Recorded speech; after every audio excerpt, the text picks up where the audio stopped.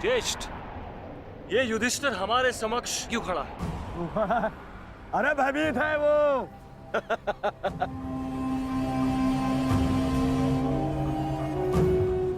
हमारी सेना को देख के कदाचित भयभीत हो गया है ये युधिष्ठिर। इसे सत्य का ज्ञात हो गया है। इस युद्ध में इसे विजय नहीं मिल पाएगी। समझ रहे? वो छलिया जिस युद्ध के लिए हमें भयभीत कर रहा था, वो युद्ध प्रारंभ होने से पहले ही समाप्त होने जा रही है।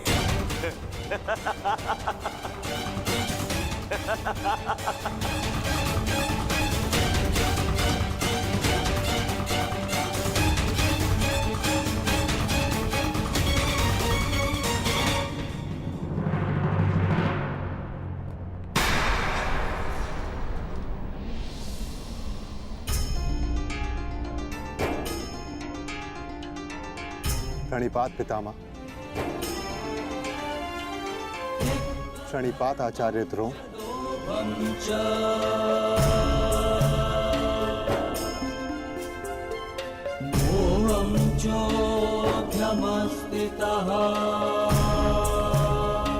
और उन सबको भी प्रणिपात जो आयु में, ज्ञान में, अनुभव में मुझसे बड़े। और मैं उन सबका अभिनंदन करता हूं जो एक योद्धा होने का कर्तव्य निभाने के लिए इस कुरुक्षेत्र में पधारे हैं। मैंने सदैव अपने बड़ों से सीखा है कि कोई भी कार्य आरंभ करने से पूर्व बड़ों का आशीर्वाद अनिवार्य है। और मैं अपने सभी भ्राताओं की ओर से पितामह आचार्य द्रोण के साथ सभी बड़ों से आशीर्वाद देने की प्रार्थना करता हूं।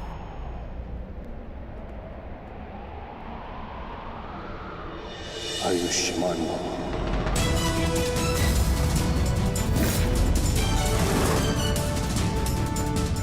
तुम्हें अपने पराक्रम का फल प्राप्त हो युधिष्ठिर।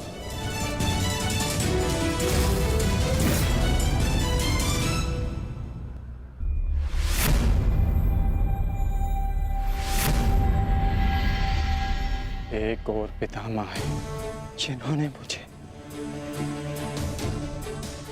जीवन का मूल्य समझाया, और दूसरी ओर गुरुद्रोण जिनकी दी हुई शिक्षा ने अर्जुन से धनंजय बनाया।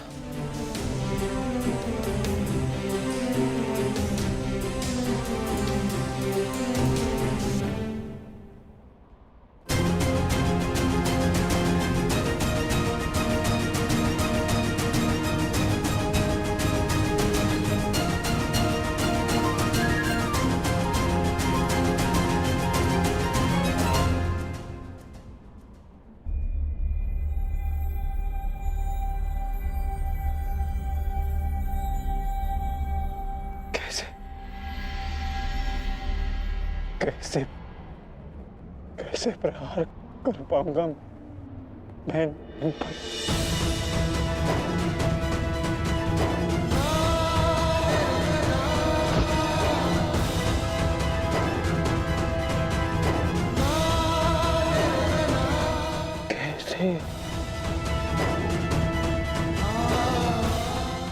कैसे प्रहार कर पाऊंगा इन पर?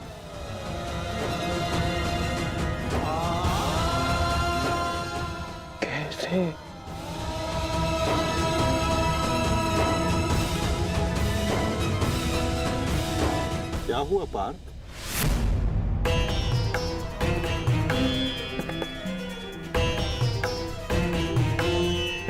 मेरी आपसे विनती है माधव, मेरे रथ को दोनों सेनाओं के मध्य में ले चलिए। संजय। जी महाराज। संजय, अपनी दिव्य दृष्टि से देखकर बताओ कि कुरुक्षेत्र के युद्ध में तत्पर मेरे पुत्रों पर पांडवों की सेना के मध्य क्या क्या हो रहा है। जो आज्ञा महाराज।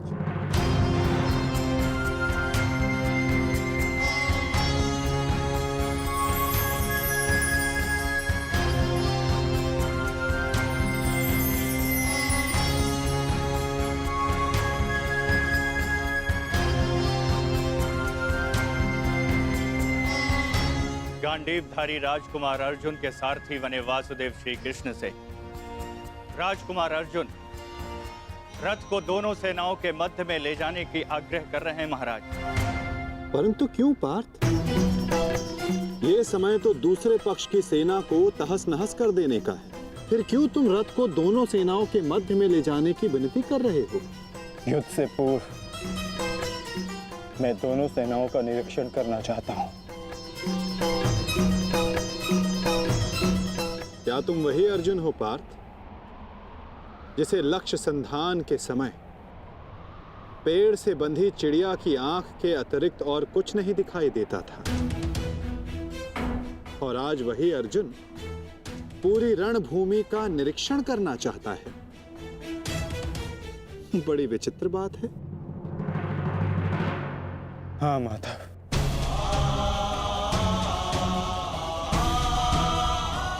वो चिड़िया काष्ठ की बनी थी, परंतु जिनसे मैं युद्ध करने वाला हूं वो रक्त, अस्थि और मांस से बने मनुष्य हैं।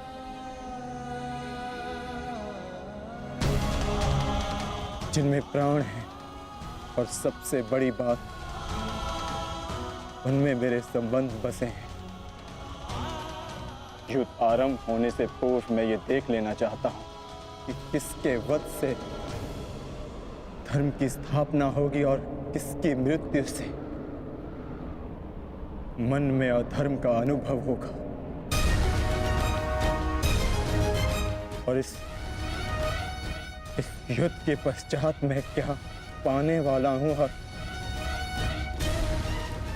क्या खोने वाला हूं।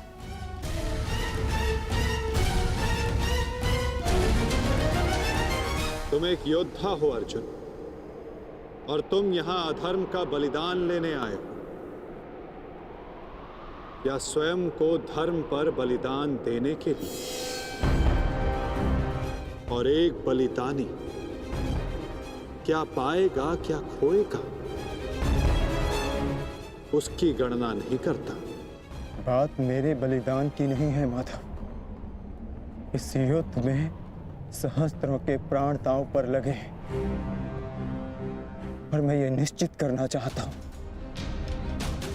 कि कुरुक्षेत्र में मैं अधर्म का नाश करने जा रहा हूं या फिर धर्म की हानि भी करने जा रहा हूं। नाश और निर्माण की शक्ति केवल विधाता के पास होती है पार्थ। मनुष्य विनाश या विध्वंस नहीं करता। मनुष्य तो केवल ईश्वर का निमित्त मात्र होता है। निमित्त होकर यदि वो विनाश और विध्वंस का उत्तरदायित्व स्वयं पर ले, तो उससे केवल अहंकार का जन्म होता है पार्थ, जो ये मानता है कि वो कुछ नहीं कर रहा। उसी के हाथों महान कार्य संपन्न होते हैं।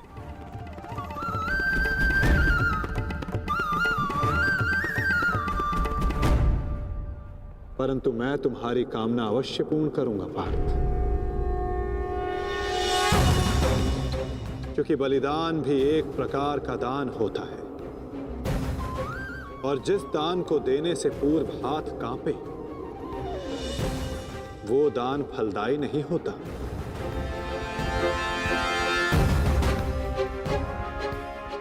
आओ पार्थ, मैं तुम्हें युद्ध भूमि के मध्य ले चलता हूं।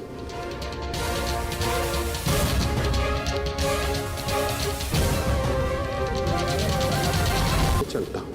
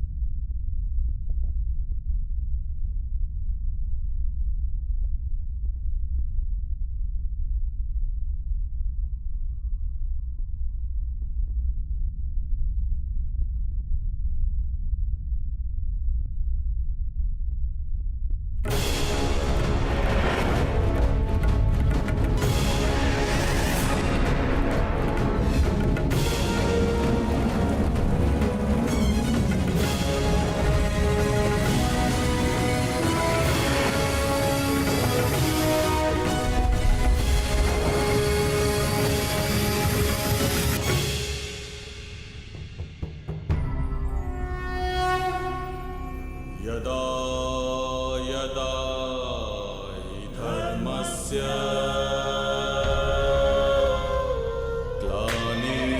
ग्लानिर्भवति भारत।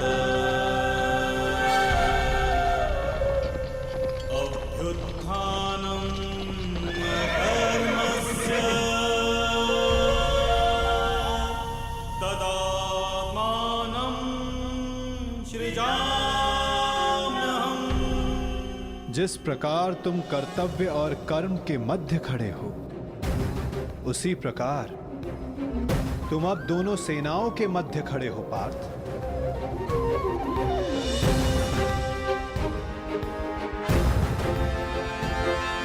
करो, क्या निरीक्षण करना चाहते हो?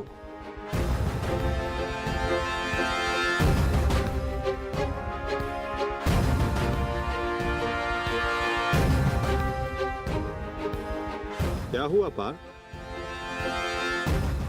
ऐसा कौन सा भाव है जो तुम्हारे मन को विचलित कर रहा है? ऐसा कौन सा प्रश्न है जिसका उत्तर तुम्हें नहीं मिल रहा?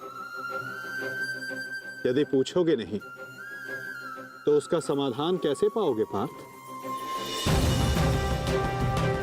मैं जानता हूं तुम यही सोच रहे हो ना कि क्या यह युद्ध अनिवार्य है?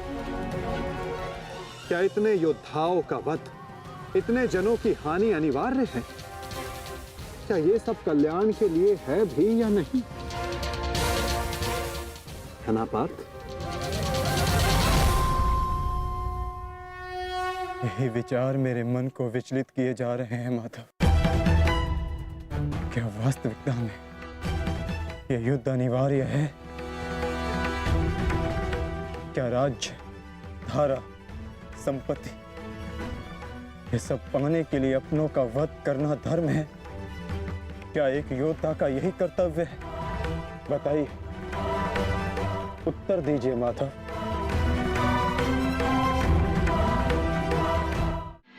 जिस प्रतिशोध के लिए तुम सब ने 13 वर्ष तपस्या की, आज उस प्रतिशोध की अग्नि क्षीण हो गई है। क्या अब तुम्हें ये युद्ध अनिवार्य प्रतीत नहीं होता पार्थ?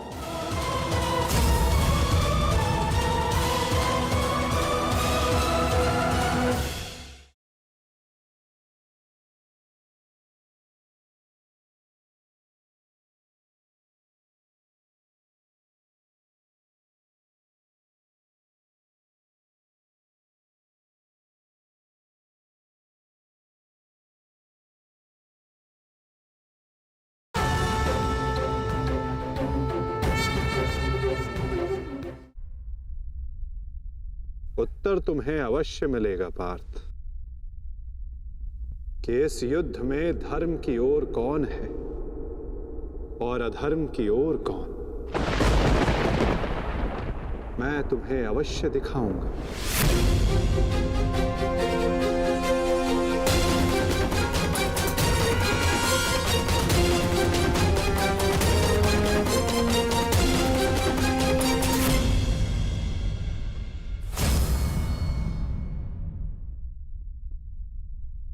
ये है वो हस्तिनापुर युवराज दुर्योधन,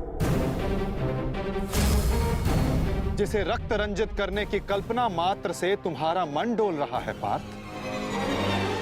ये वही युवराज दुर्योधन है जिसकी कुदृष्टि सदा तुम्हारे परिवार पर डोलती आई है पार्थ। स्मरण है पार्थ? ये वही है जिसने पांचाली को भरी सभा में वैश्य सिद्ध करके अपनी जंघा पर बैठने का निमंत्रण दिया था। ओ दासी द्रौपदी, आकर मेरी जंगा में बैठो। कैसे पवित्र याज्ञ सेनी को भरी सभा में इसने मलिन करने का प्रयास किया था। वस्त्र हरण करो इस दासी द्रौपदी का। और ये तुम्हारे मातुल्य गांधार राज शकुनी, इन्होंने जब शकुन मनाया केवल तुम्हारे परिवार के अनिष्ट का शकुन मनाया पार्थ। तुम इन्हें मातुल्य कहते हो। मातुल्य का अर्थ है जिसे मां के तुल्य समझा जाए। और तुम्हारे इन्हीं मामा ने तुम्हारी माता को वारणा व्रत की लाक्षागृह की अग्नि में भस्म करने का प्रयास किया पार्थ।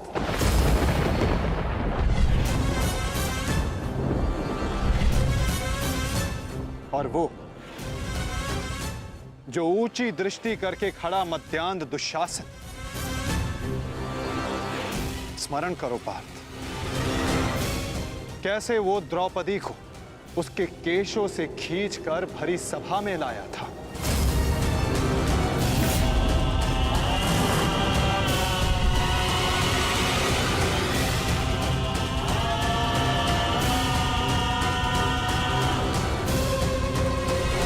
कैसे याज्ञसेनी को भरी सभा में निर्वस्त्र करने का प्रयास किया था इसने।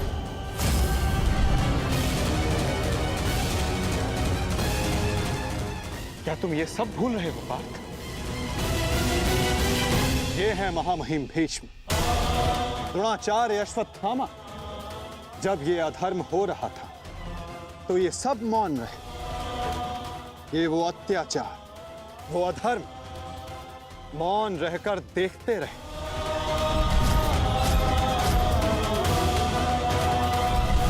स्मरण करो वो वनवास, वो अज्ञातवास, जिसने तुम्हें तुम्हारा पौरुष त्याग कर बृहन्नल्ला बनने को विवश किया।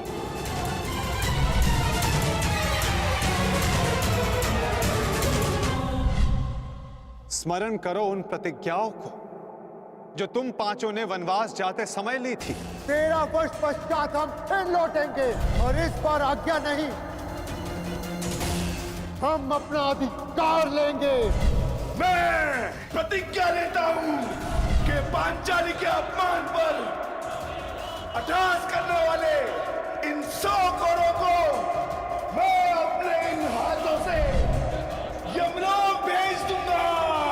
ये मत समझना कि वन में हम विश्राम करेंगे दुर्योधन। हर पल प्रतिशोध की अग्नि में जलेंगे और जब लौटेंगे तो इतने बाण बरसेंगे, अंधकार छा जाएगा हस्तिनापुर के भविष्य पर, महायुद्ध होगा। जिस प्रतिशोध के लिए तुम सब ने 13 वर्ष तपस्या की, आज उस प्रतिशोध की अग्नि क्षीण हो गई है। जिन अस्त्रों को तुमने इस युद्ध के लिए सहेजा, क्या उन अस्त्रों को संधान करने का संकल्प तुम्हारा हृदय त्याग चुका है पार्थ? क्या अब तुम्हें यह युद्ध अनिवार्य प्रतीत नहीं होता पार्थ?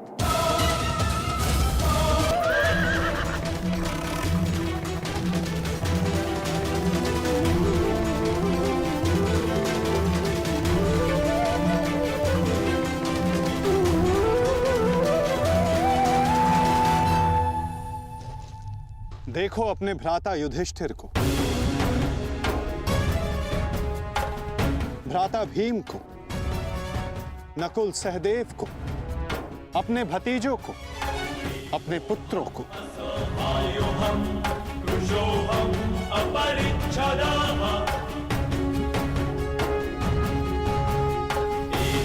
तुम्हें क्लेश है कि इनमें से ना जाने कौन कौन काल कलवित होगा।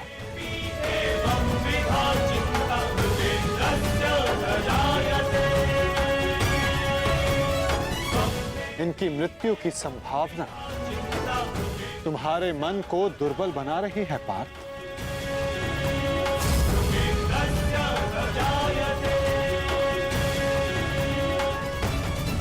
परंतु पार्थ, क्या ये वास्तविकता में धर्म के पक्षधर हैं?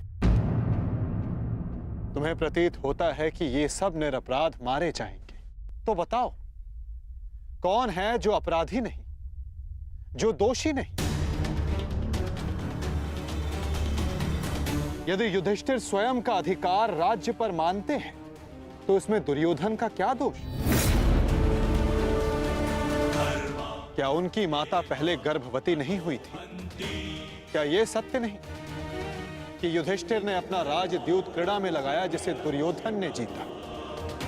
यदि दुशासन ने अपनी ज्येष्ठ की आज्ञा मानकर द्रौपदी का वस्त्र हरण करने का अपराध किया, तो तुम चारों ने भी अपनी ज्येष्ठ की आज्ञा मानकर अपनी पत्नी का अपमान होने दिया।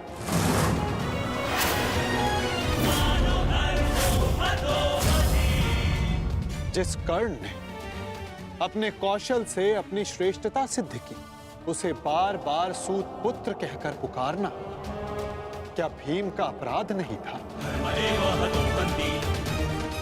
द्यूत क्रीड़ा के नियम जानते हुए भी युधिष्ठिर ने उसका प्रस्ताव स्वीकार किया। क्या यह युधिष्ठिर का अधर्म नहीं था? तो बताओ पार्थ, कहां धर्म है और कहां अधर्म? कौन दोषी है और कौन निर्दोष? बोलो पार्थ।